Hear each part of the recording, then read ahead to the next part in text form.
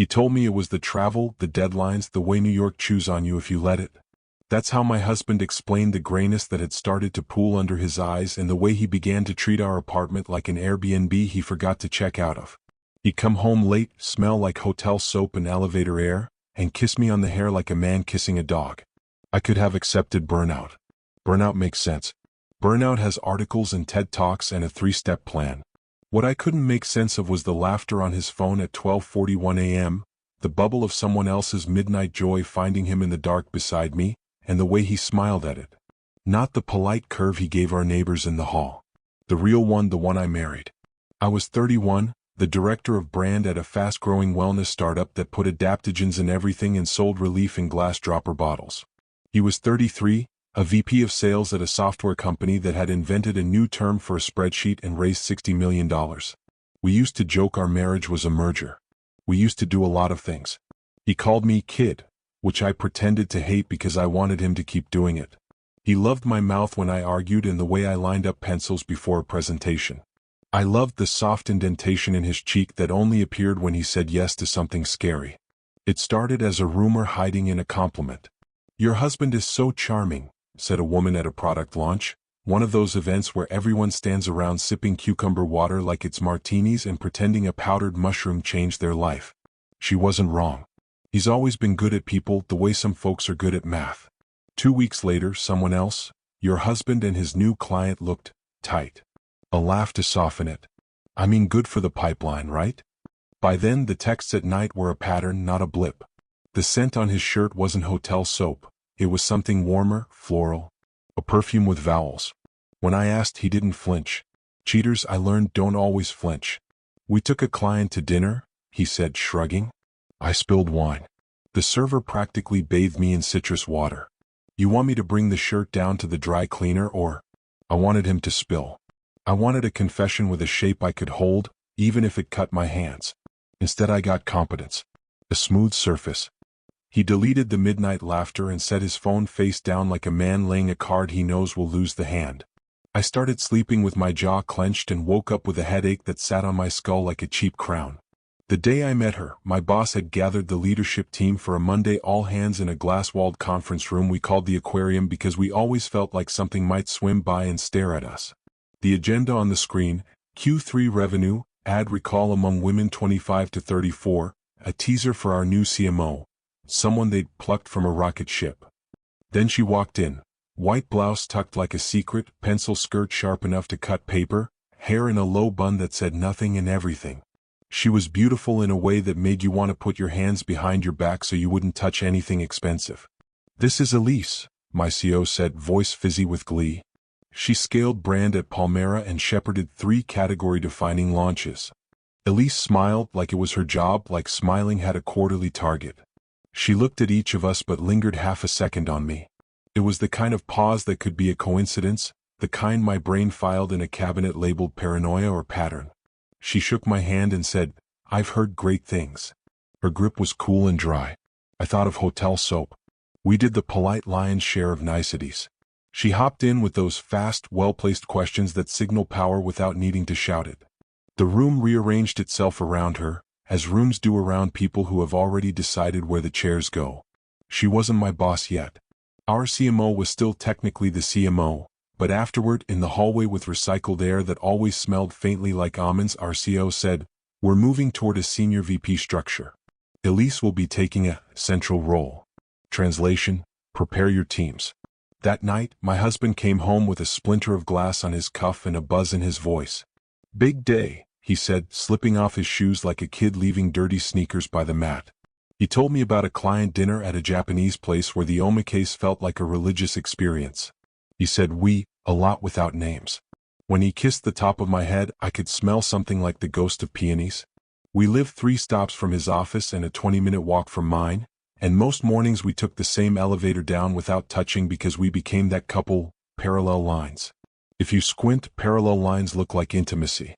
They are not. 2 days after I met Elise, I saw her again, not in our building but in the wild. She was on the sidewalk outside the coffee place I hate and everyone else loves because they burn the espresso like it deserves punishment. She was laughing at something a man said. The man was my husband. They didn't touch.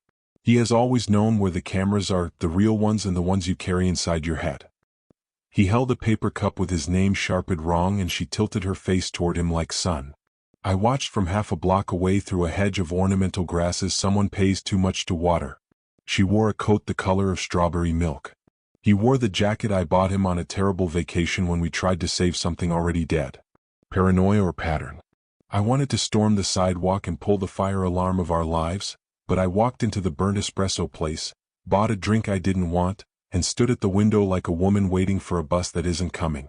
He touched her elbow. She laughed, then looked over his shoulder directly into the glass where I stood, not seeing me, only herself. For an instant her reflection lined up with mine and we were one face, two women, one mouth. I spilled the coffee down the drain. I said nothing that night. I said nothing the next. If you've never been betrayed slowly, you don't know how quiet it is. You expect gunshots. You get the whir of an air purifier and the click of a text bubble. At work, Elise began to orbit closer. Our CMO transitioned to advisory, which is HR poetry for you don't work here anymore. Elise took the chair at the head of the table and I felt my muscles go at attention like an old reflex. Please her, impress her, do not give her a reason to look away. She asked for a 90-day plan from each director. On slide 12 of mine, brand safety, influencer governance, a boring but necessary list of rules to keep our halo from slipping. She interrupted me gently. I love your rigor, she said, and my whole body flashed hot at the word love like a dog hearing the can opener.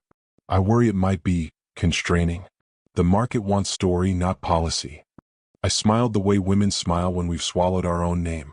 Story needs to be defensible, I said, or it's a lawsuit. She laughed. All the best stories start as risk. The other directors laughed because laughter buys insurance. I nodded because nodding is a kind of currency. After in the hall she said, don't lose your edge. I hired you in my head before we even met. I waited half a beat like I might be wrong about the words. You've heard of me, I said, lifting it like a question to give her a place to set it gently down. She said it with force. I've heard of your work, she corrected and let the door swing shut between us. A week later, my husband's company had a winter retreat, in a place that was not winter and barely retreat. He packed a small bag because men are not expected to bring their feelings. When I asked for the hotel name for no reason at all, he said, the usual. We have never had a usual. I sat at my desk at home and looked up flights to the usual, like an idiot until my computer asked if I was okay with cookies. That weekend, my best friend came over with the kind of wine you apologize to in the morning and said, if he's cheating, he's mediocre about it. I told her about the sidewalk, the strawberry milk coat, the way Elise had adjusted my plan like I was a knob. Coincidence, she said, but her face did the thing faces do when they're cataloging escape routes. Or Manhattan is small. I laughed too loud and we ate Thai food and watched a docuseries about cults, which was a mistake because the comparisons wrote themselves. When my husband texted a photo of a conference room where someone had put a ping-pong table like a joke about culture, I wrote back, looks fun, and threw the phone on the couch like it was hot. Monday, Elise called me into a one-on-one. Her office used to be the office of a man who loved bonsai and had a framed quote about synergy.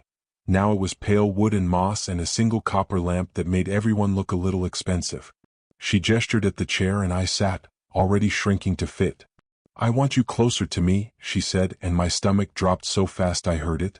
She meant the work. I'm not stupid. She talked about collapsing layers, about speed. She said, institutional knowledge is my friend, but it can be a prison, and smiled at my face like we shared a joke. Then, carefully like a cat touching a candle, she asked about my husband. He's in enterprise sales, right? The question was nothing. It was a cloud.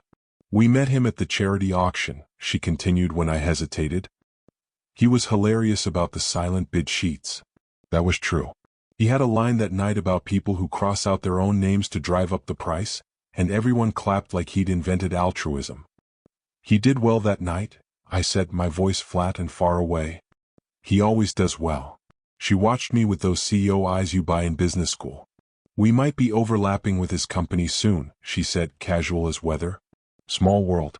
It made me think, are you good at the boundary between home and work? It was so elegant, so immaculate the way she placed the scalpel. She had given me exactly two choices and both made me bleed. I smiled with all my teeth. I'm excellent at boundaries, I said. It's why I'm good at my job. When I got back to my desk, there was an email from HR about a policy refresh, an internal memo about burner phones and privacy breaches in the industry and how to keep our data safe. Look, here's a new form. I skimmed it and felt nothing like reading hotel evacuation instructions you never think you'll use. That night, my husband and I sat on the couch watching a comedy where the jokes were knives and he laughed like the audience was in our living room and I was somewhere else. When he went to the kitchen to scoop ice cream like penance, his phone lit up on the cushion and I saw a name I didn't know, not even the fake one he gives clients who mistake boundary for access. It was a number, not a name. The message preview said, "Can't stop thinking about you in that ridiculous jacket." I touched nothing. I put my hand against the seat cushion and felt the shape of heat the phone had made, the warm rectangle like a brand. He came back and I smiled and asked for pistachio. Later, in the dark, I lay beside him and listened to cars whisper down our street and thought about how my mother always said men cheat to feel young and women cheat to feel seen and how unfair those categories were and how unfair it was that they still worked. I kept going to work because I am a person who keeps going. I moved through my days like an airplane taxiing, fast and flat, unable to lift. Elise rotated weekly with each director and every time she sat beside me, the room felt like it was holding its breath, a collective inhale waiting for a verdict. She began to loop me into her late-night brainstorm emails because some of my best thinking happens after 10, which was either a flex or a confession. She started sentences with, "Tell me if I'm crazy," which is the way people ask you to promise you won't call them that later. On a Thursday afternoon that looked like rain and tasted like coffee, HR pinged me. Quick chat. It wasn't about me. It never is at first. "We're doing a routine audit of device usage," said the HR generalist, a kind woman whose job was to say difficult things in soothing fonts. "We've noticed a spike in personal numbers contacting company phones after hours. Nothing concerning. Just pattern gathering. We may issue a reminder about our bring your own device protocol." I nodded like a bobblehead. She smiled, relieved I wasn't going to bite. On my way back to my desk, I stopped at the restroom and leaned my head against the cool metal partition and breathed like I used to breathe before debate finals. In the mirror, I looked like a woman in a commercial for serums. I wanted to smash something small. That night, I waited until my husband fell asleep with a book on his chest like armor. I lifted the book and slid his phone onto the nightstand because it didn't belong on his body. There was no passcode barrier. I knew his face and his face was right here attached to his head in my life. I didn't need to touch the phone to know what was inside. I knew it the way you know a storm is coming even when the air is clear. I went to the kitchen and filled a glass and stood in the dark like a thief in my own house. The next morning, Elise called a war room for a launch we were accelerating because an influencer had mentioned our tincture without us asking and now the world wanted more. "We strike while the iron is loud," she said, and everyone laughed because loud irons are funny. She assigned me to lead a skunkworks sub-team. "We'll work weekends," she said, and I nodded because weekends are not a boundary if you don't draw them. Saturday the office was a different animal. The air vents hummed like a lullaby and the sun made a grid on the floor. Elise wore jeans and a sweater like someone performing normal. Around noon she asked if I wanted to grab something. There's a salad place that isn't disgusting. And we walked the 2 blocks in cold sunlight. On the corner, a man with a guitar played Landslide, and Elise winced like vulnerability hurt her ears. "My mother loved this song," she said, and for a second she was a person and not a knife. I said, "Mine loved George Michael," and we smiled at the mediocrity of our connection. In line, she asked about my weekend plans with the kind of tone people use when they're hoping you say nothing so they don't feel bad about asking you to work. I told her we were supposed to go to a friend's birthday, but we had become aspirational. She didn't say, "I hope he appreciates you," she said, "I'm glad you're here." Back at the office, she asked me to look at her phone because Slack was doing that thing where it refuses to show you the thing you're looking for until you've already stopped looking. She handed me her phone open. It was a small thing. It was trust or theater. My eyes went where she told them, to the stupid app, to the stubborn channel. But for a fraction of a second, a sliver of an instant, I saw her lock screen wallpaper, a photograph of a jacket I recognized. The jacket I bought on the terrible vacation. The photo was cropped to exclude the face. It could have been anyone's jacket. It was not. Paranoia or pattern? The question was so loud I thought the air duct might answer. I solved her Slack issue in 4 taps. She smiled, grateful but not indebted, and slid the phone into her bag with a movement that was practiced, like the muscle had trained for secrecy. I went home that night and cooked pasta like a spell and waited for my husband to come through the door with his mouth full of apologies he'd never say. When he didn't, I ate alone and put the leftovers in the fridge and moved his shoes from the doorway because I hate tripping on a life that forgets it exists. When he came in after 11, he looked at the counter like evidence and said, "Smells amazing," and kissed my hair and went to the shower. I stood outside the bathroom listening to the water and felt something inside me tilt. I didn't cry. I walked to the hall closet and pulled down the box where we kept everything important we never needed: passports, birth certificates, a gift card to a restaurant that closed. I added nothing. I closed the box. I put it back. Sometimes doing nothing is action too. Sunday, I woke up before him and opened my laptop and started a document named with a word I never wanted to write about my own life: chronology. I wrote dates and times and places and what I saw and how it smelled and how it felt when he touched her elbow in the kind of way a man touches something he thinks he owns. The document was not a diary. Diaries beg. This was a ledger. It was my way of telling the truth to myself in a system that prefers convenience. At noon he woke up and said, "Brunch?" like a peace treaty. I said, "I have to work," which was true. I put on jeans and the sweater I wear when I want to feel like a person and walked to the office because Elise would be there and I wanted to stand in the same room with my enemy and watch her breathe. It was only the two of us for a while, the way wars often start. Just two people and then everyone else arrives to carry the bodies. We worked in quiet. She plays music low, instrumental, expensive. Around 2 she said, almost absently, "Relationship advice is unwelcome, but I'm going to offer it anyway," and every cell in my body sat up. "Don't confuse a man's ambition with his love," she said, eyes on her screen. "He can want you and still want the whole world more." She smiled at the email she was writing. I learned that too late. I stared at her profile and tried not to choke on the irony lodged in my throat. I said, "We're not talking about men or ambition," and she glanced at me like she'd forgotten I existed. "We're talking about launch calendars." She laughed softly. Always. By Monday, HR had turned their pattern gathering into action. They sent a company-wide reminder about personal devices and data hygiene. We all clicked, "I acknowledge," like you click the little box that says you are 14 or older on a website you visited when you were 12. I did not think of Elisa's lock screen. I did not think of my husband's jacket. I did not think of the number without a name. Thinking is a door that swings in both directions. I needed it to stay shut. And then HR pinged me again. Different topic, the message said, cheerful. "Do you have 15 minutes today?" I said yes because I am not a person who says no to things that might change the plot. The HR generalist looked tired in a way that made me want to pour tea into her hands. She said words like climate, boundaries, perception, and finally, carefully, conflict of interest. "We've noticed a pattern of after-hours contact between leadership and an external phone number that is also associated with a personal account of a member of leadership," she said, placing each tile cautiously, building a walkway over a pond full of litigation. "We don't police relationships," she added, quick, "but we always care about power dynamics and disclosure. In case anything exists that should be documented, now would be a great time." I understood half of what she said and all of what she meant. "Are you asking me if I'm in a relationship with anyone at work?" I asked. My voice was so calm it scared me. She shook her head, flustered. No. Goodness no. We're speaking to a few folks who might have context." Context. I had context. I had a ledger.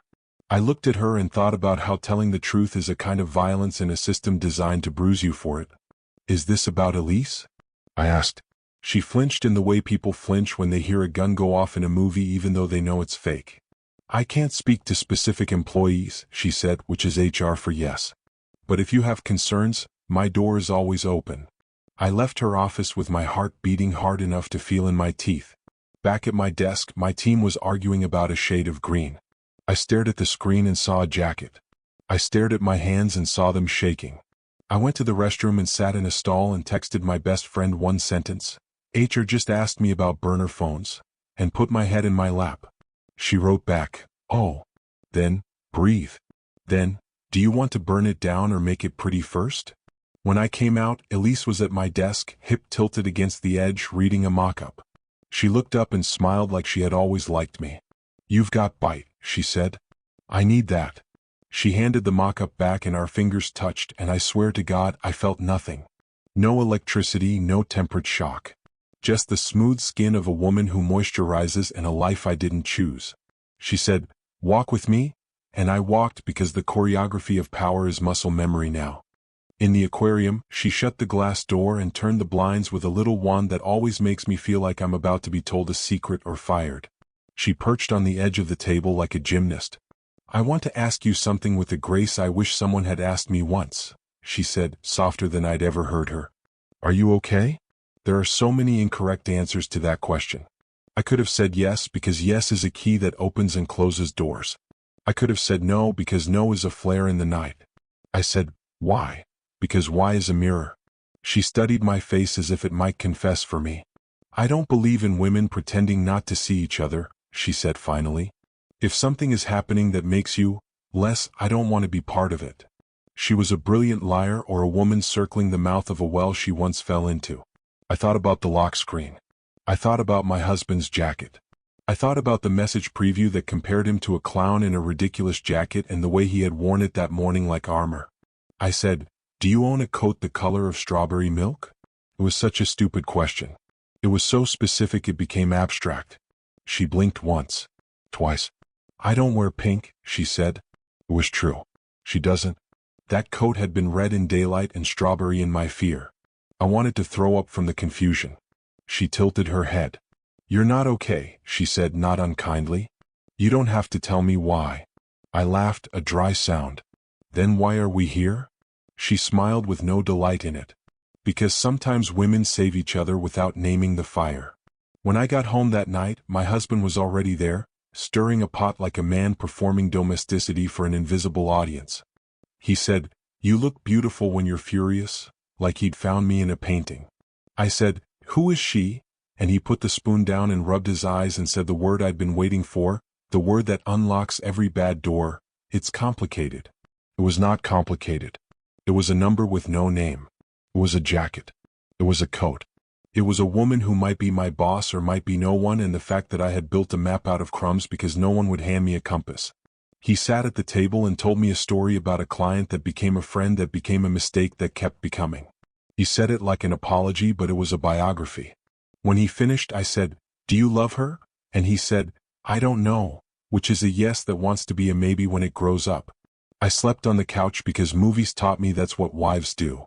The cushion smelled like us. At 3 in the morning, I woke to the glow of his phone across the room and the thin, hungry line of his face bent over it. I didn't get up. I didn't ask.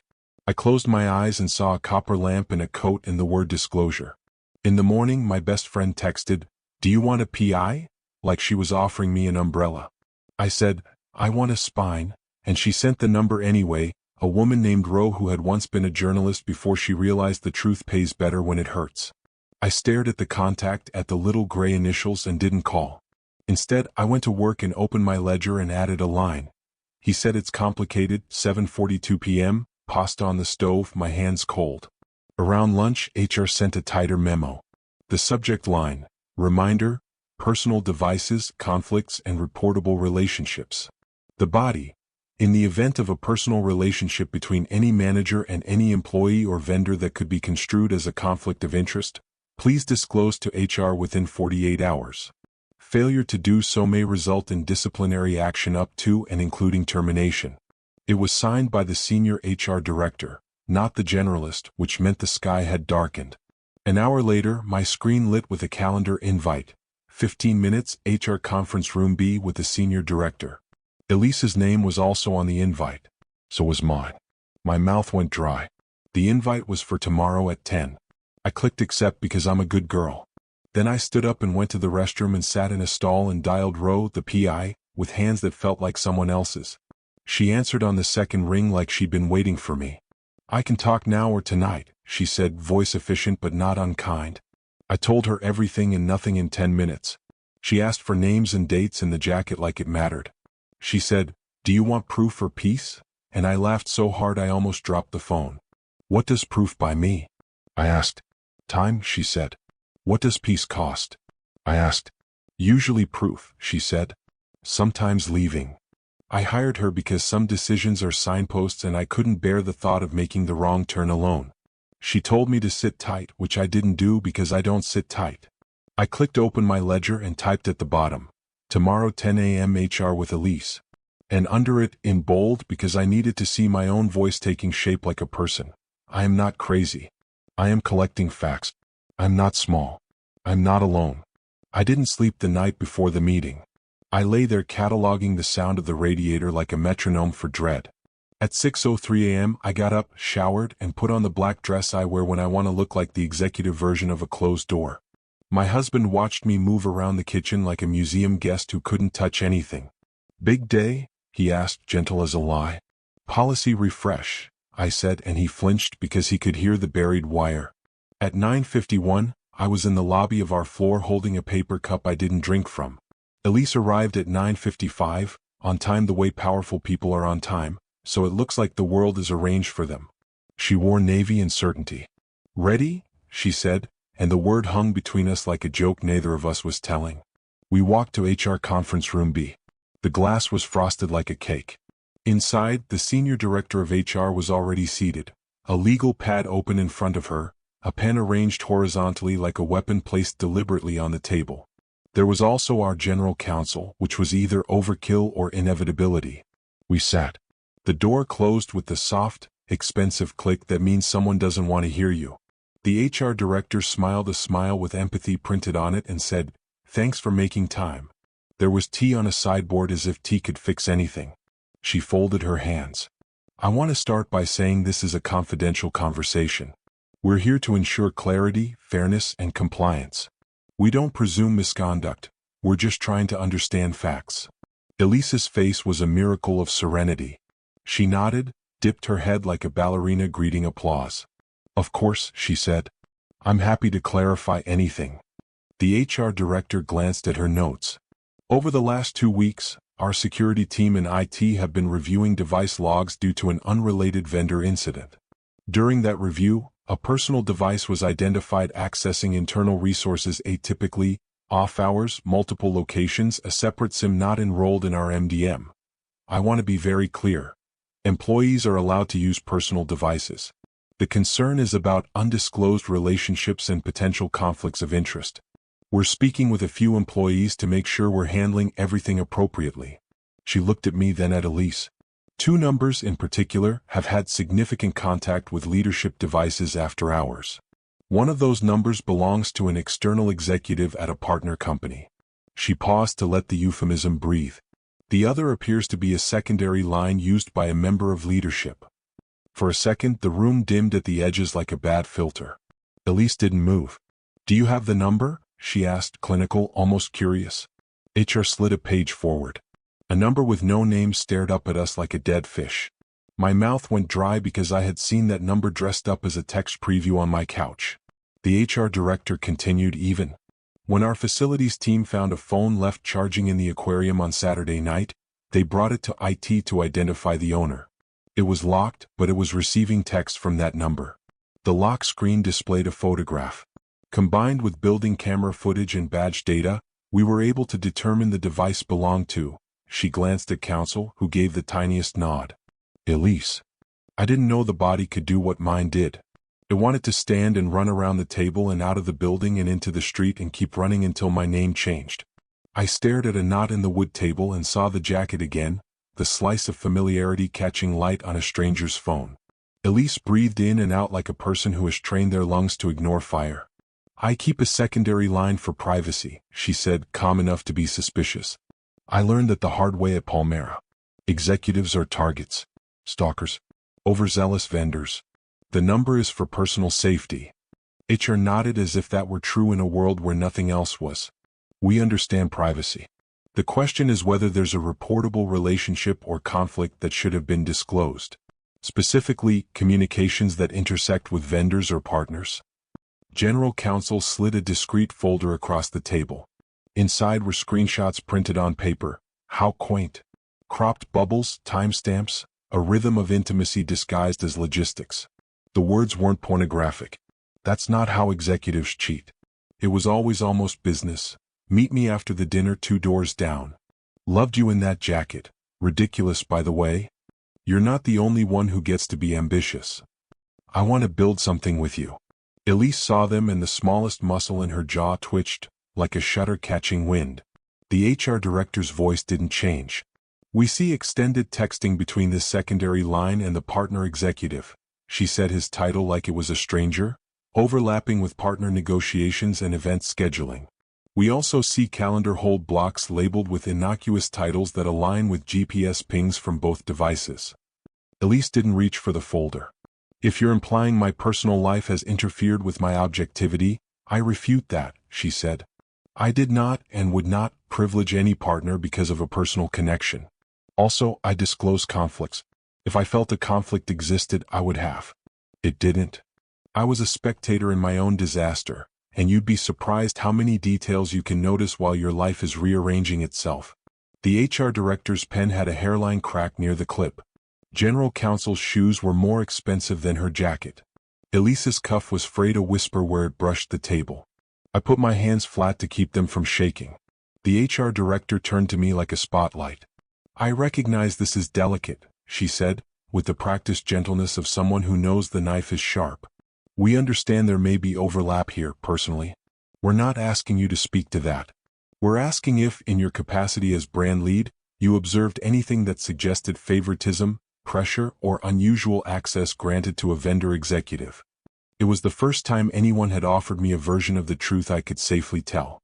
Not love, not betrayal, just access. I swallowed. Our calendar invites shifted toward their team after their VP changed, I said, steady by force. They received earlier looks at creative than other partners. I flagged it. It was explained as strategic acceleration. I adjusted.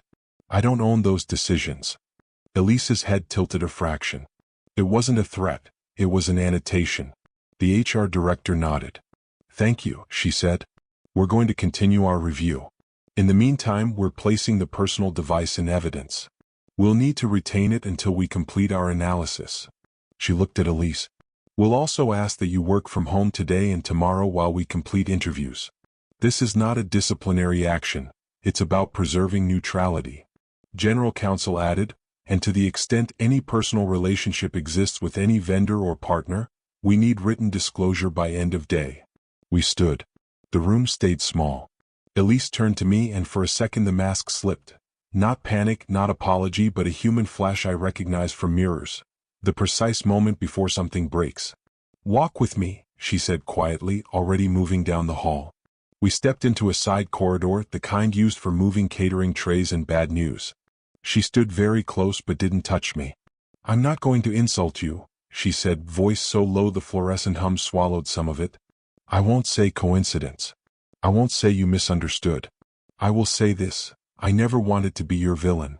Her eyes glittered with the kind of wetness people mistake for softness. And I do my job very well. My husband does his, I said, my mouth tasting like pennies. Apparently. She smiled without joy. He tells good stories. So do I. She looked down the empty hall, then back. If you think I targeted you, I didn't. If you think I'm going to go quietly, I'm not. She exhaled, a small ghost. But I'm not here to ruin you. Don't hand them a reason to make this about your temper. It was the strangest kindness I've ever been given. A warning slipped inside an insult.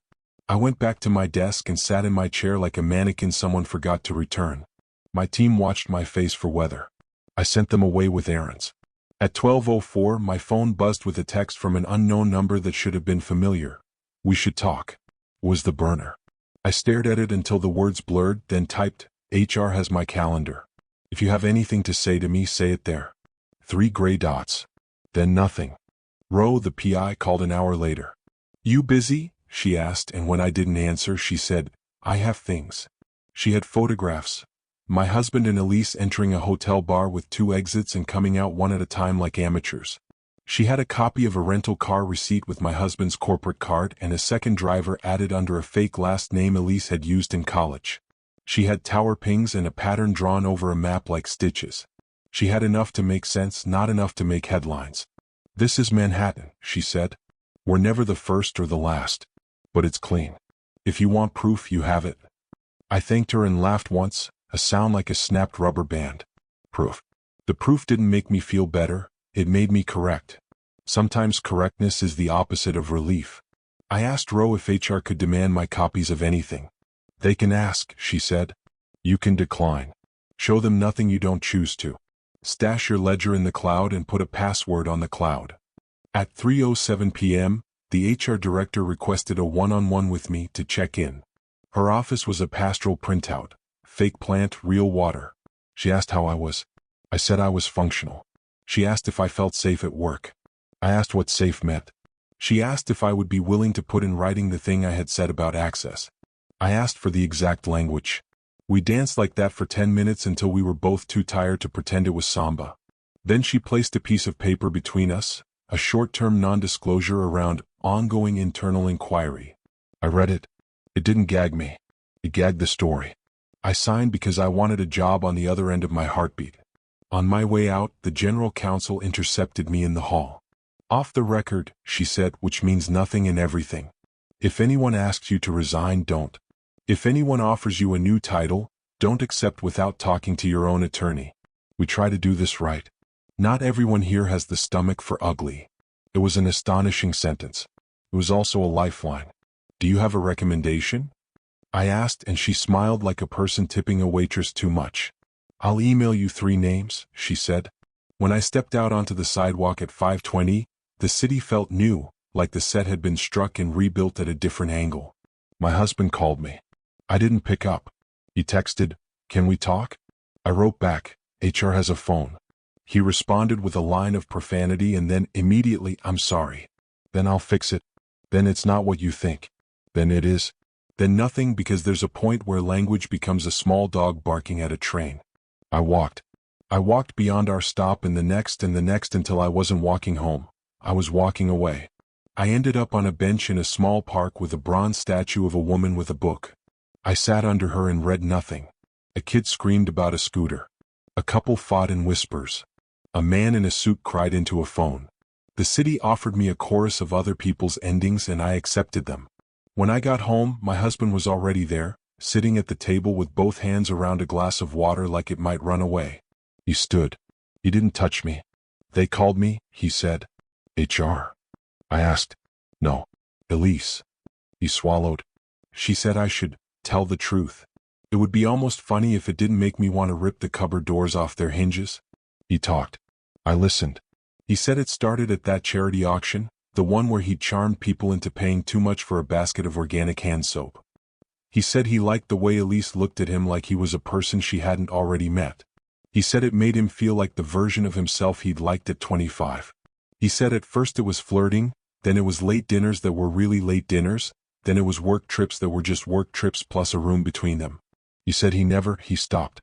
He said, "I know never is useless."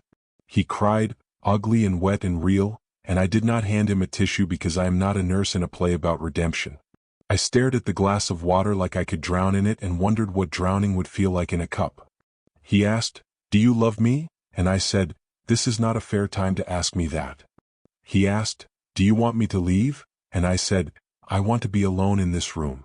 He stood up and walked to the door like it weighed a car. He put his hand on the knob and stopped. "I'm sorry," he said again, a ritual. "I'm so sorry," and the second sorry was the one that found purchase. "I believe you," I said to nobody. He left. The apartment became its own animal. I sat on the floor with my back against the oven and watched the little light inside the stove reflect the outline of my legs. An hour passed and I learned that an hour is both a second and a century if you're counting by breaths. My phone dinged.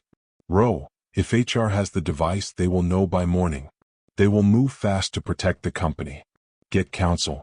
The general counsel's email arrived at 7:12 with 3 names and 1 sentence. Off the record, choose Marianne.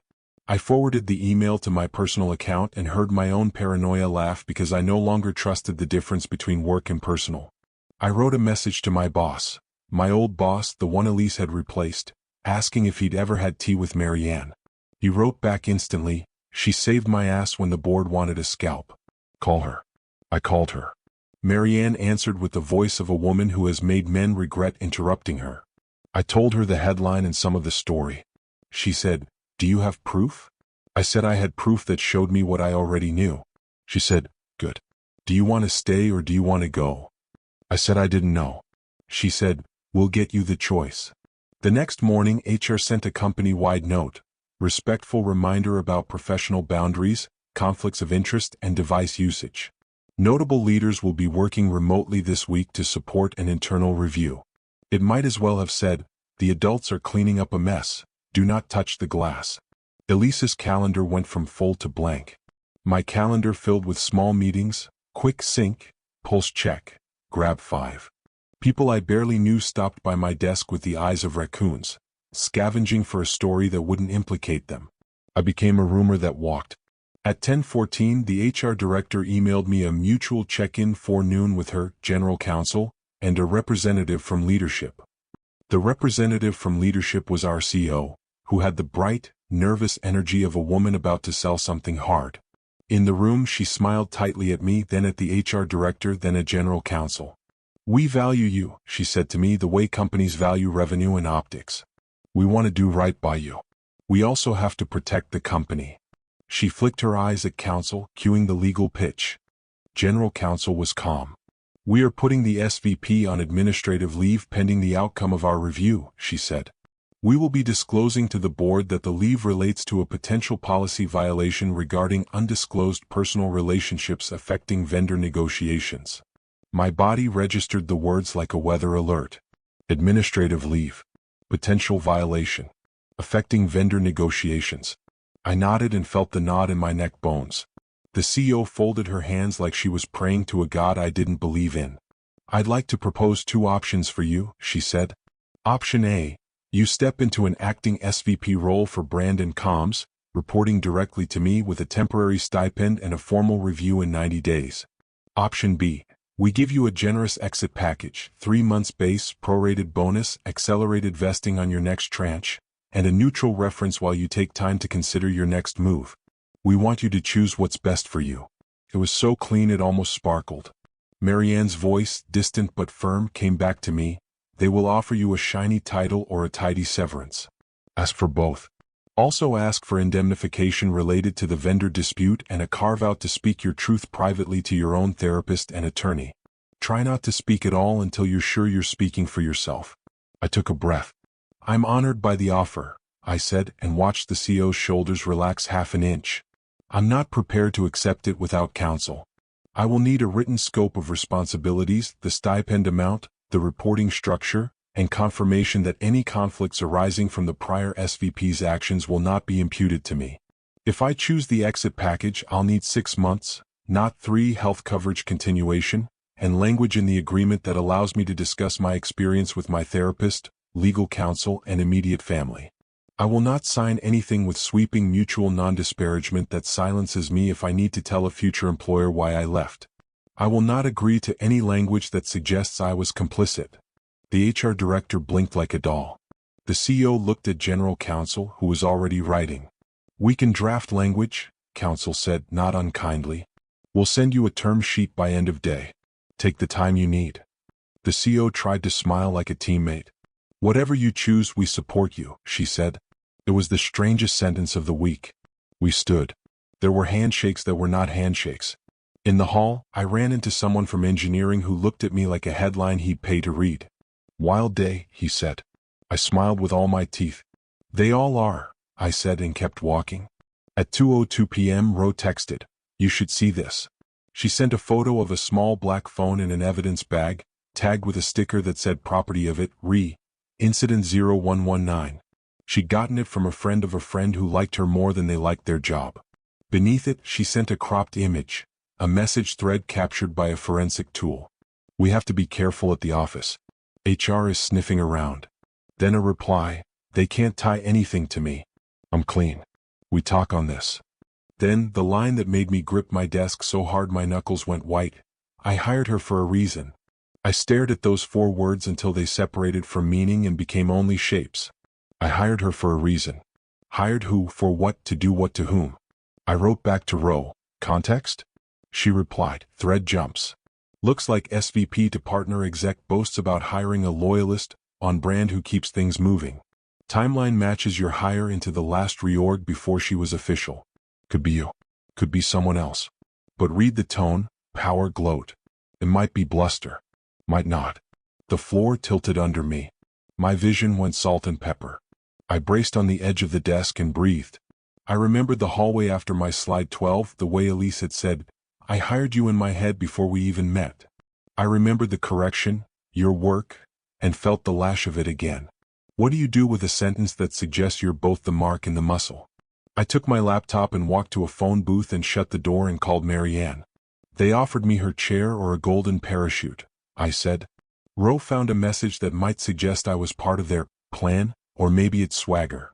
Marianne listened without interrupting, the way surgeons listen to scans. "You're not complicit because someone else had a thought," she said finally. "But you need to protect your name from the splash. Option A gives you leverage to rewrite process. Option B gives you distance to rewrite yourself. Either way, we build a narrative. You raised flags, you advocated for policy, you cooperated with internal review.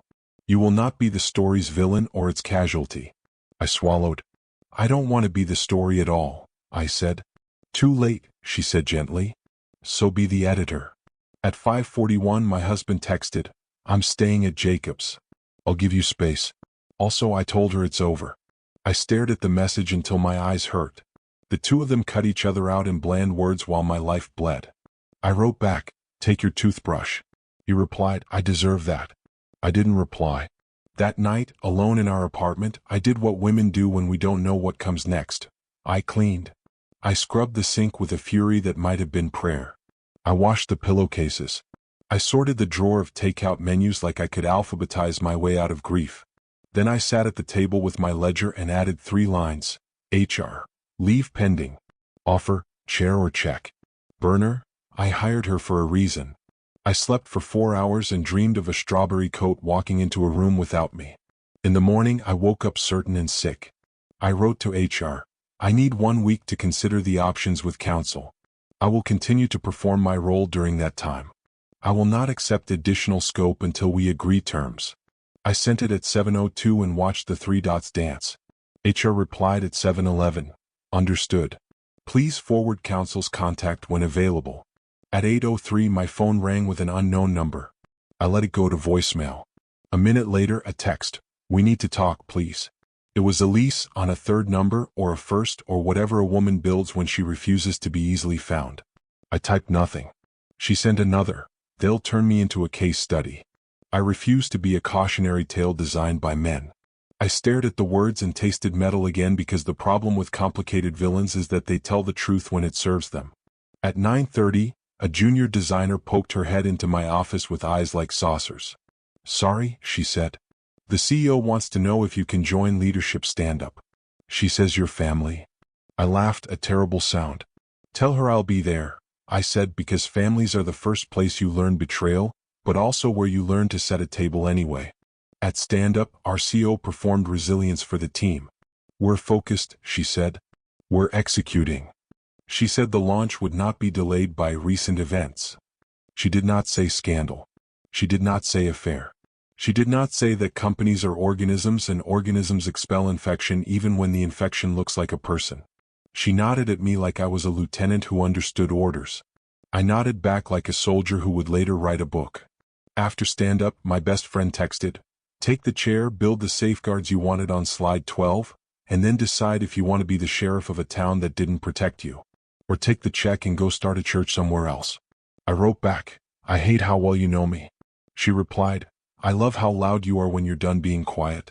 Midday, the HR director asked if I'd be willing to hand over any work device that might have interacted with the personal number. "We're trying to avoid subpoenas," she said. I said I'd loop in counsel. She didn't flinch. "Of course," she said. "We're on the same side." I didn't ask which side that was. At 2:16, Rose sent one final gift, an audio snippet from the hotel bar, captured by a server who liked microphones and justice. The voices were low, a murmur of ice against glass and 2 people playing with matches. "Elise, I don't do guilt. I do risk. My husband, and reward. Elise, we build. We don't apologize. My husband, almost tender, you're a storm.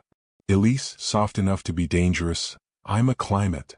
I dropped my head into my hands and laughed until it looked like crying.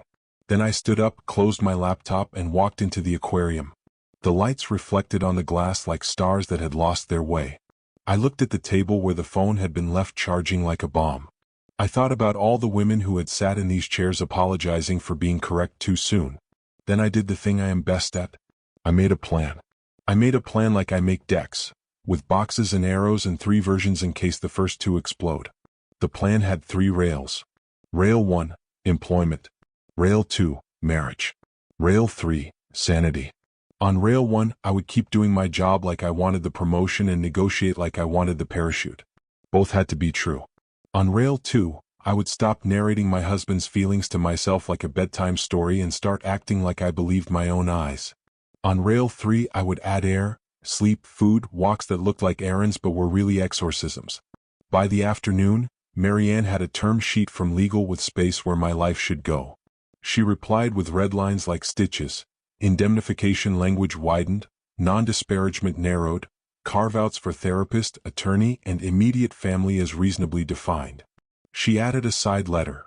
If I accepted the acting role, the company would fund an outside investigator to audit vendor selection during Elise's tenure and publish a summary to the board, not just bury it in a folder labeled lessons learned. You don't have to be their conscience, she told me on the phone, but you can force them to print one. That night, my husband texted from Jacob's couch where I pictured him lying like a fallen tree. He asked if I'd eaten. I didn't answer. He asked if I was safe. I didn't answer. He sent a photo of our dog from 3 years ago, a dog we fostered for a week in return because our schedules crushed kindness. I turned my phone face down and let silence be my answer because sometimes silence is the loudest boundary you own. In the morning, I made coffee strong enough to keep a small town awake and walked to the office in a coat that fit like an answer. People did the corridor half smile that says I know something and I won't say it unless the elevator stalls. I sat at my desk and processed 6 decisions in 20 minutes like they were breaths. I pushed back on an influencer who wanted 3 times our rate to align chakras, blessed a line review that actually made sense, killed a slogan that wanted to be a TED Talk. My team relaxed around me like deer in a park where the ranger finally showed up. At 10:43 the HR director pinged me. Update at 1?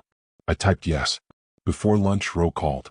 2 more things, she said like a magician pulling rabbits after the applause. 1. Your husband met Elise at a gym in Midtown 3 months before the charity auction. Security footage puts them at treadmills 15 minutes apart 3 Tuesdays in a row. Not illegal, just pattern. 2. There's a burner email linked to the burner line. Simple alias, travel receipt sent there too. Dates match vendor events. Do you need copies? She asked. If it's legal, I said, and she grunted. It's gray, she said. Everything human is gray. She sent the metadata, not the content, and labeled the file with a name I'd recognize if anyone ever asked. Receipts_meta. I put it where I keep the bones I'm not ready to bury. At 1, the HR director, general counsel, and CEO assembled again like a chorus that had practiced the harmonies. We're moving forward with leave, the HR director said. We appreciate your cooperation. The CEO added, we're also pausing work with the partner pending a process review. It was the closest she would come to saying the name of the man I married. General counsel looked at me. We saw your counsel's edits, she said. We can agree to most. We can't commit to a board summary in writing. We can commit to a report circulated to the board, and we can acknowledge in your acting offer letter that you advocated for the review. We won't punish you for doing so. It was clean corporate talk and I understood it like a first language. Translation, we'll do the thing, we won't put it on a billboard. Fine, I said. I'll consider both offers with counsel and answer by Friday. The CEO leaned forward with that teammate smile again. I know this is hard, she said. I want to say something woman to woman. I waited. She said, we carry things for other people until our arms break. You don't have to carry this for anyone. I believed that she believed it for 6 full seconds. Then I remembered she'd let Elise in the building with a key and called it vision. After the meeting, I went outside and let the cold slap me. My best friend met me on the corner with a pastry that could kill a horse and said, you look like a statue learning to move. I told her about the offer, about the board report, about the line in the burner thread. I hired her for a reason, and how it dug around under my ribs. She chewed thoughtfully. If you were the reason, she said, it's because you're good. She wanted the machine to hum. She didn't hire you to betray you, she hired you because you make things work. Detach her from your competence. It was yours before she reached for it. I wanted to kiss her face. Instead I wiped sugar off my lip and said, I hate when you're this right. She said, I love it. Back at my desk, I did the one thing nobody expects in a scandal. I worked. We had a launch to steer away from cliffs, and if I was going to take the chair, even temporarily, I wanted to walk into it with a blueprint. I wrote a one-pager called Guardrails That Don't Kill Momentum and put the bones of Slide 12 under a brighter light. Vendor rotation schedule. Disclosure protocol with teeth. No private dinners without a third colleague in attendance, dressed up as community engagement. A rule that any new relationship with a vendor exec, personal, not just professional, must be disclosed within 48 hours to HR and to someone in legal, in writing with a conflict plan. No one would love these rules. Anyone honest would survive them. I printed a copy for me and a copy for the woman I used to be before I learned to write policies for people who think they're special. At 4:22, my husband emailed from his personal account.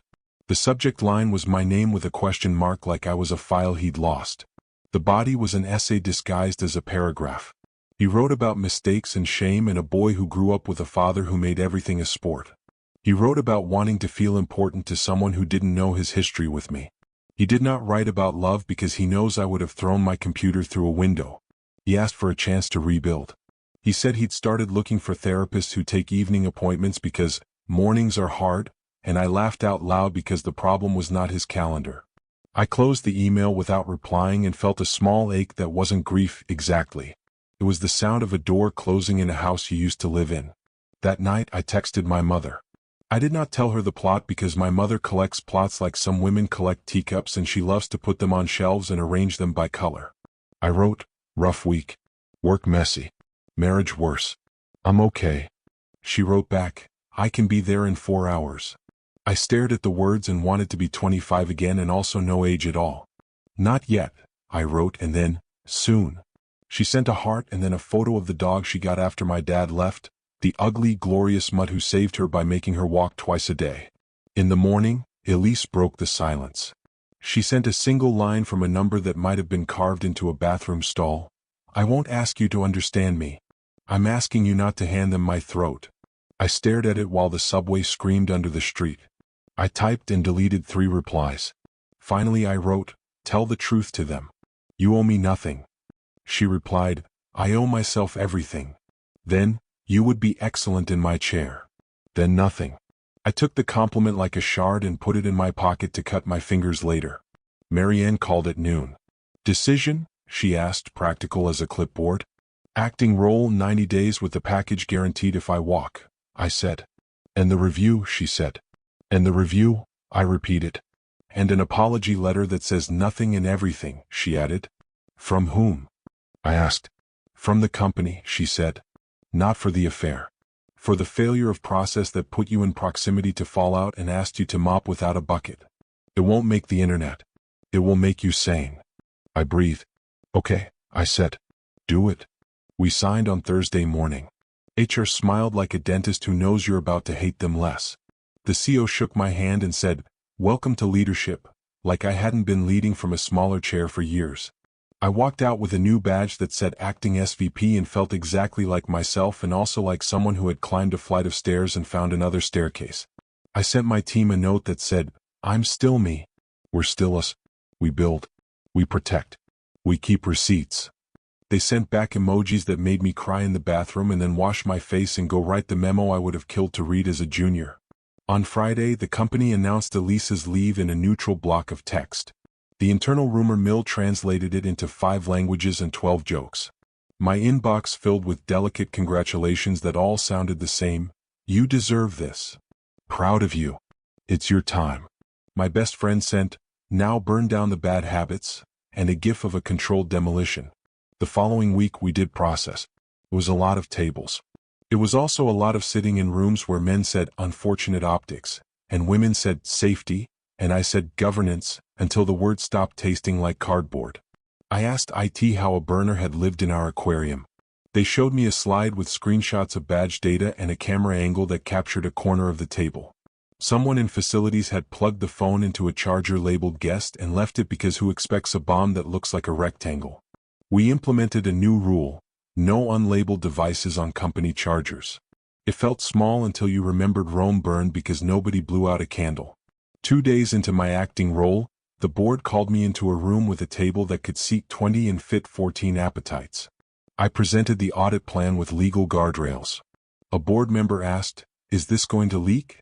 And I said, "Only if we behave like it should." He smiled like I was a novelty. The chairwoman, a woman with eyes like wait for it, asked, "Is there a world where this was all just chemistry?" I met her gaze. "There is a world where executives are allowed to be human," I said. "And there is a world where humans in power tell on themselves to systems that can bear the truth. We are building the second world." She nodded once, and I knew she'd had to say something like that to someone who once tried to sell her a smaller chair. Meanwhile, Rose's last package landed with a dull thud in my personal inbox. The meta of their movements, a timeline that matched the ledger I'd made with 2 extra lines I didn't have. One was the gym Tuesdays. The other was a spa receipt charged to his personal card and reimbursed by his company as client care. I sent it to him with no comment. He replied, "I'm sorry," like the word could be legal tender. I did not respond. Marianne told me, "Stop previewing your lawsuit. Stop doing their work. If you leave him, leave him. If you stay, set terms you can respect at 3 a.m. I made an appointment with a couples therapist and an individual one and booked both back-to-back because I wanted to see if you could stack healing like Jenga. On a Wednesday night that began in committee and ended in a dry mouth, I saw Elise for the first time since the HR room. She was outside the building, standing in the kind of light that makes a person look like a memory. She had a tote bag slung over her shoulder and a posture that said "Fight me" in a mannerly way. I walked toward the subway, but she matched my pace like a shadow. "I won't make a scene," she said, not looking at me. "Scenes are for people who need audience. I need strategy." Back at my desk, I did the one thing nobody expects in a scandal. I worked. We had a launch to steer away from cliffs, and if I was going to take the chair, even temporarily, I wanted to walk into it with a blueprint. I wrote a one-pager called Guardrails That Don't Kill Momentum and put the bones of Slide 12 under a brighter light. Vendor rotation schedule. Disclosure protocol with teeth. No private dinners without a third colleague in attendance, dressed up as community engagement. A rule that any new relationship with a vendor exec, personal, not just professional, must be disclosed within 48 hours to HR and to someone in legal, in writing with a conflict plan. No one would love these rules. Anyone honest would survive them. I printed a copy for me and a copy for the woman I used to be before I learned to write policies for people who think they're special. At 4:22, my husband emailed from his personal account. The subject line was my name with a question mark like I was a file he'd lost. The body was an essay disguised as a paragraph. He wrote about mistakes and shame and a boy who grew up with a father who made everything a sport. He wrote about wanting to feel important to someone who didn't know his history with me. He did not write about love because he knows I would have thrown my computer through a window. He asked for a chance to rebuild. He said he'd started looking for therapists who take evening appointments because mornings are hard, and I laughed out loud because the problem was not his calendar. I closed the email without replying and felt a small ache that wasn't grief exactly. It was the sound of a door closing in a house you used to live in. That night I texted my mother. I did not tell her the plot because my mother collects plots like some women collect teacups and she loves to put them on shelves and arrange them by color. I wrote, "Rough week. Work messy. Marriage worse. I'm okay." She wrote back, "I can be there in 4 hours." I stared at the words and wanted to be 25 again and also no age at all. "Not yet," I wrote, and then, "Soon." She sent a heart and then a photo of the dog she got after my dad left, the ugly, glorious mutt who saved her by making her walk twice a day. In the morning, Elise broke the silence.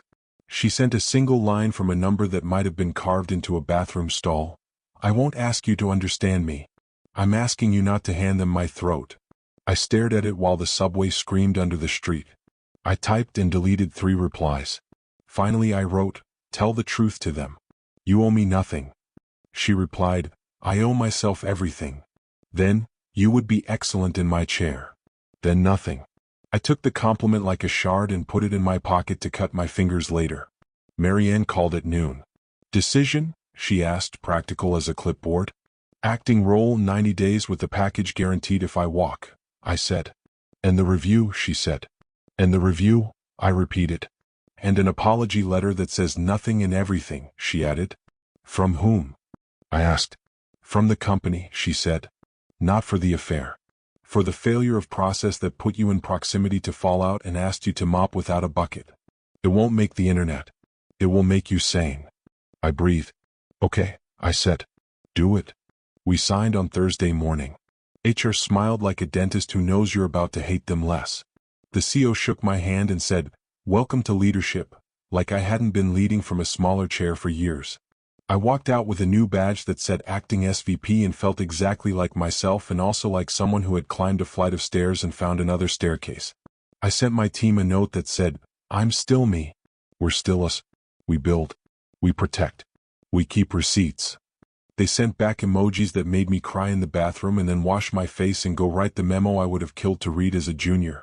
On Friday, the company announced Elisa's leave in a neutral block of text. The internal rumor mill translated it into 5 languages and 12 jokes. My inbox filled with delicate congratulations that all sounded the same. "You deserve this. Proud of you. It's your time." My best friend sent, "Now burn down the bad habits," and a gif of a controlled demolition. The following week we did process. It was a lot of tables. It was also a lot of sitting in rooms where men said unfortunate optics, and women said safety, and I said governance, until the word stopped tasting like cardboard. I asked IT how a burner had lived in our aquarium. They showed me a slide with screenshots of badge data and a camera angle that captured a corner of the table. Someone in facilities had plugged the phone into a charger labeled guest and left it because who expects a bomb that looks like a rectangle? We implemented a new rule. No unlabeled devices on company chargers. It felt small until you remembered Rome burned because nobody blew out a candle. 2 days into my acting role, the board called me into a room with a table that could seat 20 and fit 14 appetites.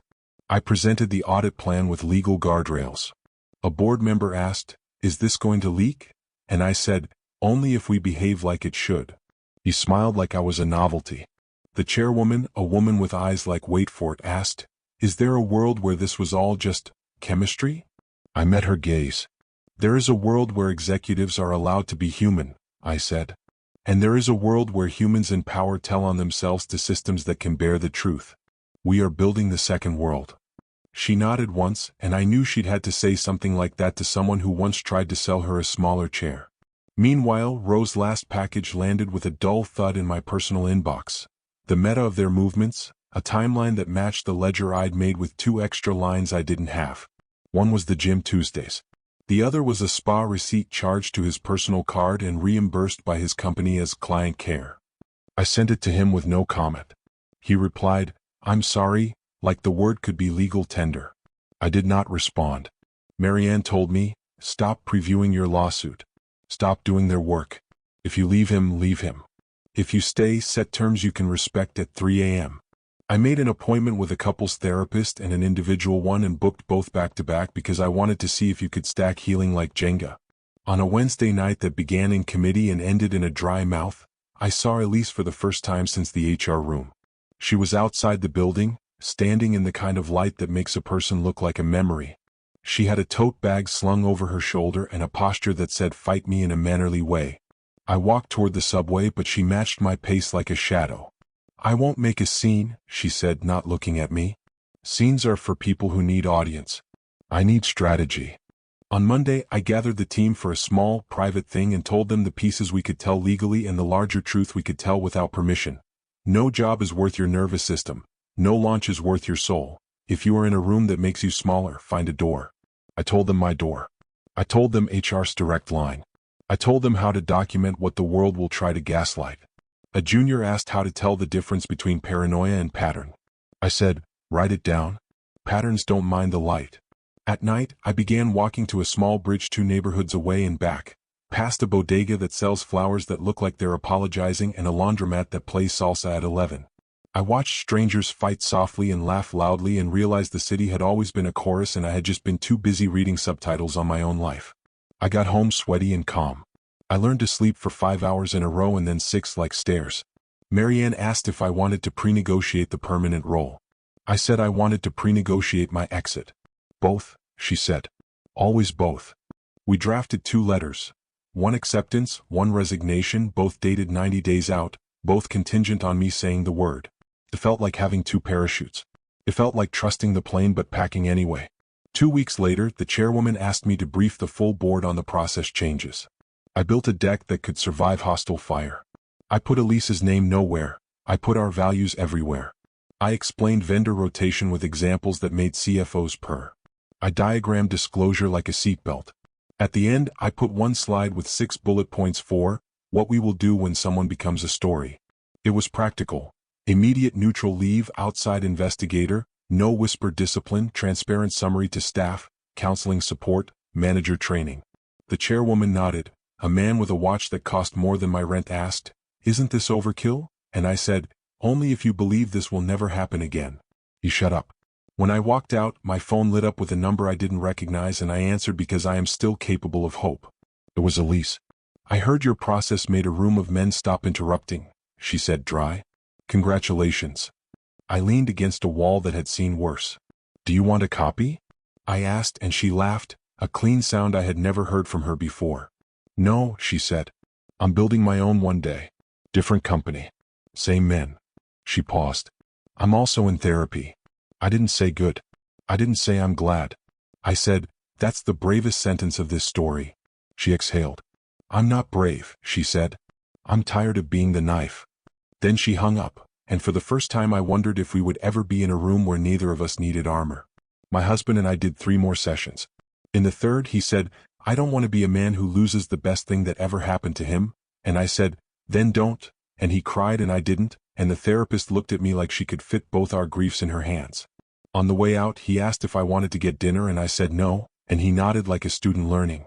Later, he texted that he'd found a different therapist for himself, a man he could say the ugly things to, and for the first time I felt a small, bright thing in my chest that wasn't forgiveness.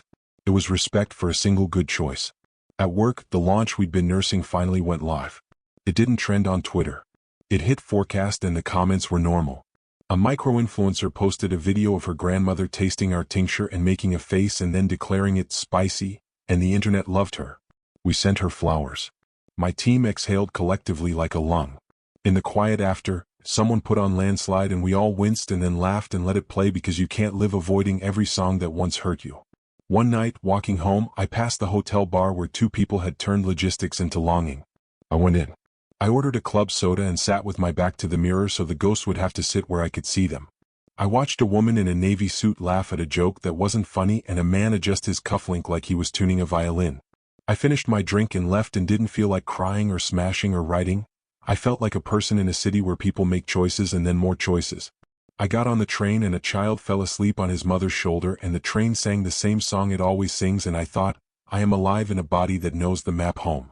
On day 84 of 90, the CEO took me to coffee in a room where all the cups matched. "We want you permanently," she said, and the words landed like snow, light, then heavy. "You've done the work of 2 people in 2 months, she said. "You don't need me to tell you you're good. I want to tell you we're better with you." It was a good line. It was also true. I thought about the rails of my plan and the ledger I'd almost filled and the woman I was before I sat in a frosted room and learned what I could stomach. I said, "I'll answer on day 90. She smiled like a person who respects a deadline. That night, my husband sent one text. "I signed a year lease. I'll send you the new address for the paperwork. I'm here if you ever want to talk about anything but me." I stared at the message for a long time and then wrote back, "Thank you." It felt like signing my name after a long form, the kind you can't submit until you fill every required field. On day 89, Marianne called and said, "Do you want to be the sheriff or the architect somewhere else?" I looked around my office at the plant I hadn't killed, the lamp that made everyone look a little kinder, the stack of decks that had once felt like my biography. "Tomorrow," I said. "I'll tell you tomorrow." I hung up and opened my ledger and wrote one more line. "You can choose without punishing yourself. You can leave without failing. You can stay without begging." Then I closed the book and put it in my bag and went home to sleep in the bed by myself with both pillows and all the blankets and no apology for the space I took. And when my alarm went off on day 90, I turned it off, lay there staring at the ceiling, and finally knew which door was mine. I lay there on day 90 listening to the building wake up. Pipes, a neighbor's radio, footsteps that knew where the elevator would be, the garbage truck's first growl. I thought about the 2 letters in Marianne's drafts folder with my name at the top. One that said I accept, one that said I won't, and how both were true versions of me. I thought about the ledger in my bag and how every line in it was proof that I could trust myself even when the world begged me to outsource that function. I thought about my husband sleeping in a different bed without me and Elise waking in whatever room she woke in without a company, and if they were counting the same sounds. I went to the office early because I wanted to see the room before it saw me. I unlocked the aquarium and stood in the quiet and listened to the HVAC breathe. I thought of the phone left charging, the wrong light on the table, the way a rectangle can hold a life. I put both hands on the back of the chair at the head and waited for the voice in me that usually says be smaller. It didn't show. In its place was a steadier voice that I recognized from when I was 19 and said no to a professor who said my idea was cute. That voice said, choose like it's your name. At 9 I called Marianne. The sheriff job, she said. Or the architect somewhere else?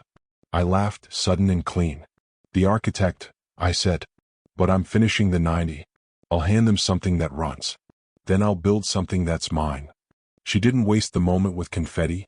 Good, she said. I'll trigger the exit letter with the package exactly as negotiated, effective 2 weeks after you complete the acting term. You'll give 30 minutes notice when you're ready to send your internal email. Legal will want to scan it. Use their scanner. Keep your voice.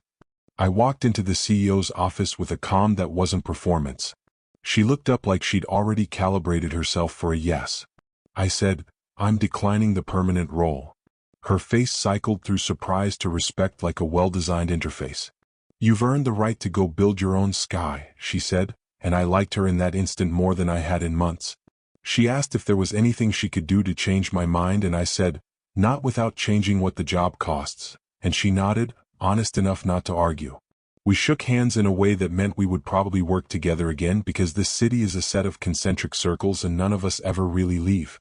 I sent my team a note that said everything and nothing, that I was proud of what we built under pressure, that I was staying for 2 weeks to make sure the gears stayed greased, that we had an interim plan for every decision that usually ended on my desk, that they were allowed to be sad and also proud without me narrating it for them. In person, I told them it wasn't a trick. I told the most anxious one, the man who triple-checks color profiles at midnight, that he wasn't being abandoned. He was being trusted.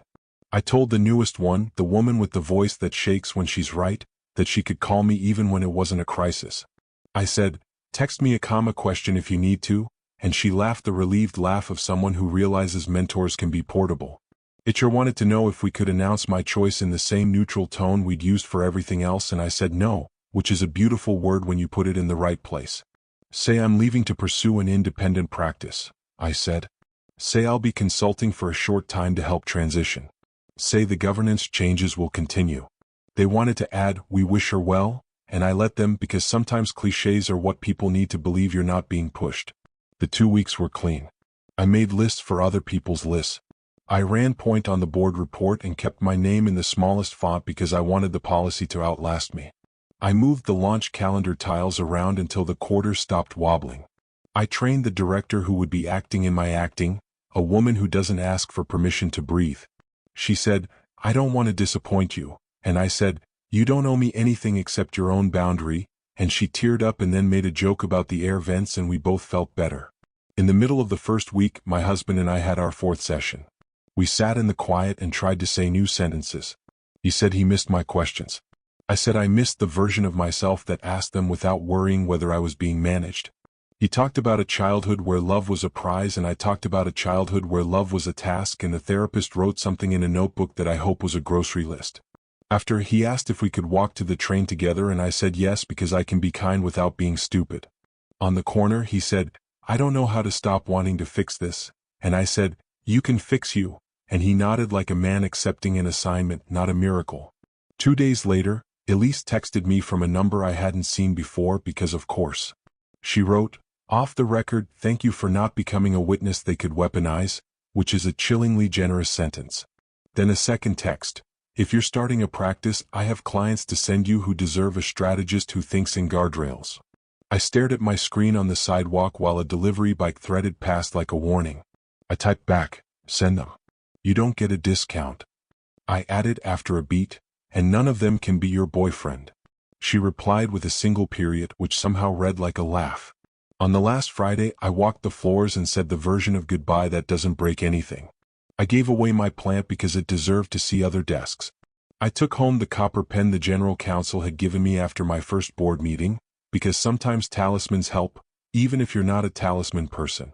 My team gathered in the aquarium without the phone, and someone put a cupcake with a candle on the table where mistakes had once charged, and we sang badly because people who love each other rarely hit the note. I blew the candle out and didn't make a wish because my wishes have learned to fend for themselves. At 4:58 p.m. I sent my internal goodbye. It was short, and if you lined it up next to the values statement you could see they were cousins. We did good work, it said. Not perfect good. We built lanes. We kept receipts. We treated speed like a privilege, not a license. Keep doing that. If you ever forget how, call me and I'll remind you. Replies stacked under it like a digital hug. I closed my laptop at 5:10 and walked out without looking back because I have learned the power of not dramatizing doorways. I got to my building and opened my mailbox and found a white envelope with my name handwritten in a posture I recognized from the Moss office. Inside was a single sheet, a copy of a formal apology letter the company had written to me for my personnel file, the one Marianne had insisted on. We apologize for process failures that exposed you to harm and ambiguity, it said in the bland dialect of liability, and then one line in plain English: we regret that we asked you to hold weight we should have carried. There was no signature from Elise because that was not what this was. But at the bottom, a post-it note in blue ink. You kept your edge and you didn't cut me with it. I stared at it until the ink warmed under my thumb, then slid it back into the envelope and put it at the back of my drawer with the ledger. On Monday, I woke up unemployed by choice and made coffee in a mug that used to live at the office but mysteriously followed me home. I opened a fresh doc titled Services and wrote the truth about what I do. I make brands less fragile. I build rules people can run in. I calculate risk without glamorizing it. I protect reputations without lying. I texted my best friend, first client.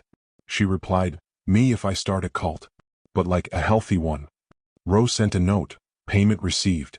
Final deliverables in your vault. Also, for what it's worth, I turned down a request to tail you from a very wealthy man who doesn't understand boundaries. I thought you'd like to know you're not the only person learning them.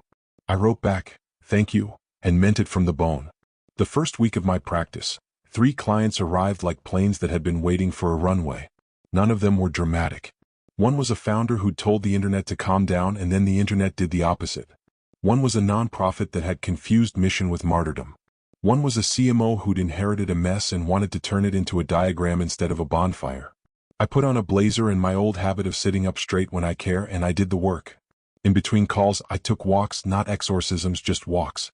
I bought flowers from the apologetic bodega and didn't make them mean anything. I slept 7 hours in a row twice in 1 week and texted my mother like it was a medal. My husband and I met for coffee on a Sunday in a place far from the hotel bar. We sat at a table that had been bumped into by 1,000 purses and watched a dog try to be allowed on a chair.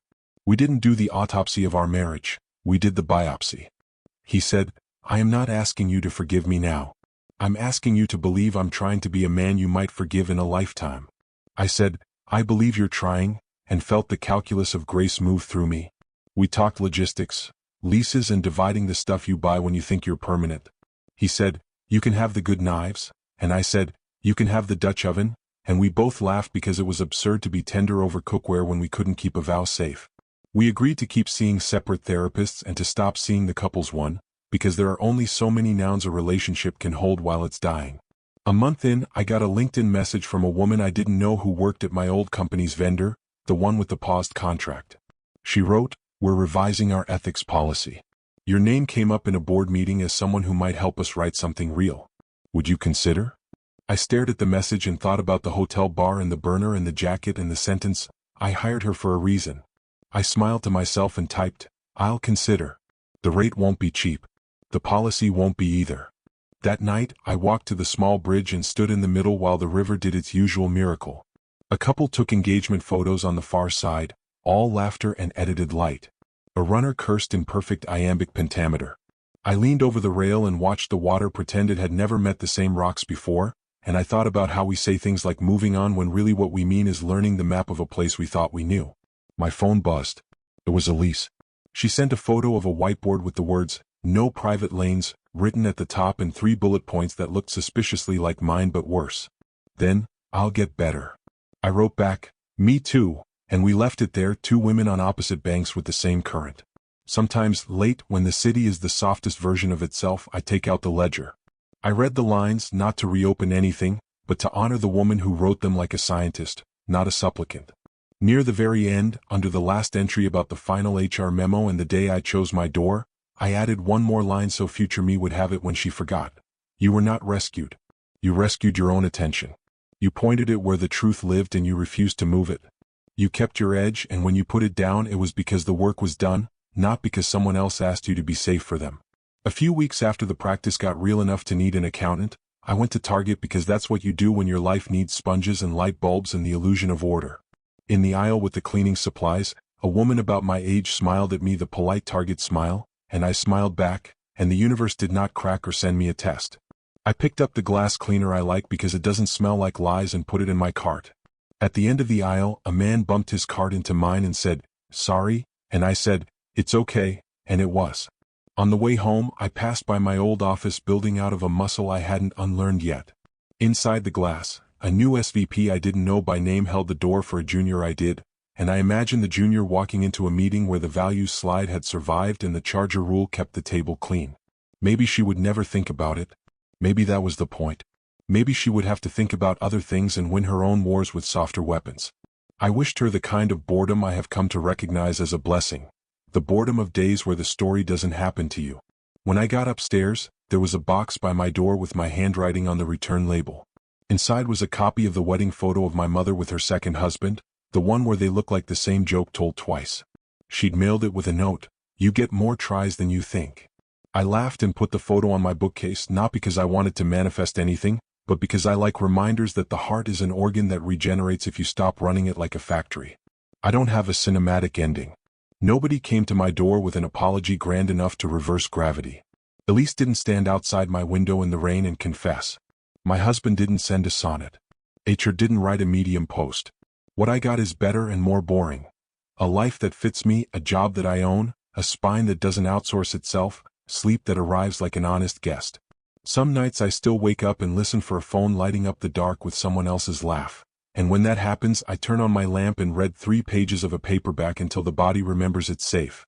When people ask me for advice in whispers, the way women ask each other where to buy something that won't betray them, I say the same 3 things.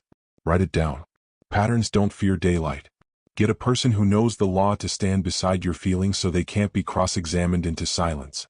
And don't mistake a burning for a calling. Sometimes the fire means get out. Months later, I went to a tiny party in a friend's backyard, the kind with mismatched chairs and a punch bowl that looks like an heirloom.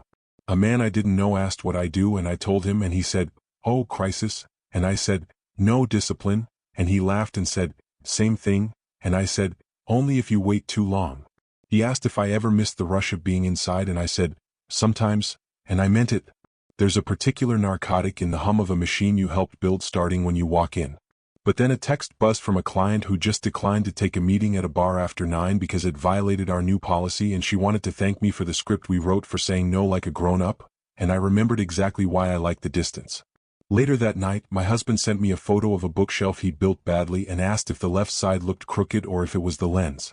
I said, "It's crooked," and he wrote back, "I thought so," and I liked that we could be ordinary about an object again. We don't know what we are yet in the tense that follows marriage. We might be 2 people who keep walking in parallel but a few streets apart, lifting a hand in a wave sometimes. We might find our way back to something that isn't what it was and isn't worse. We might be the version that people call good exes because the dog likes them both. I don't need an answer today. I don't check the exits while I think about it. I still pass the hotel bar sometimes on my way to a client and it's still full of people trying on versions of themselves like jackets.